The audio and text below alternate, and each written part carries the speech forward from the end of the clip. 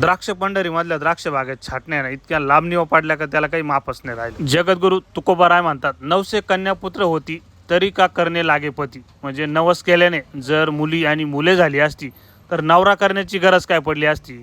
म्हणजे कसं माहिती का, मुलं होण्यासाठी नवस नाही नवरा करावा लागतो. हे नवस मागताना सुद्धा ही गोष्ट आहे ना आवर्जून लक्षात ठेवा. खरड छाटणीला आहे ना द्राक्ष बागायतदारांनी ना सर्वांनी खूप कष्ट घेतलेले. म्हणजे कसं माहिती का, त्याच वेळेस एवढे कष्ट घेतलेले, एवढे खर्च केलेले, तरी पण आता आहे ना आम्हाला नवस करणं गरजेचंच आहे, कारण आमच्या कष्टाचं फळ मिळालं. आणि मग अभंगाचा अर्थ तुम्हाला कळाला का, म्हणजे उन्हाळ्यापासून आहे ना आपण कष्टरूपी नवरा केलेलाच आहे बरं का. त्याच्यामुळेच आहे ना फळप्राप्ती भेटायला पाहिजे, पण तरी सुद्धा आहे ना निसर्गावर काही गोष्टी अवलंबूनच आहे. कारण आपल्या बागेत जर जास्त पाणी तुंबून राहिलं, वापसा कंडिशन नसली, तर आपल्याला आहे ना ठराविक चांगल्या क्वालिटीचा औषधांचा ना घड जिरू नये म्हणून वापर करणे गरजेचं राहतं. म्हणून काही ना निश्चित तेच औषधं वापरले म्हणून घड तयार झाले असं नाही. तर आपले उन्हाळ्यातले कष्ट येणारा द्राक्ष हंगाम हा आहे ना आपल्याला द्राक्ष बेदाण्यासाठी जाता, एक्सपोर्टसाठी जाता की लोकलसाठी जातं हे काहीच माहिती नाही.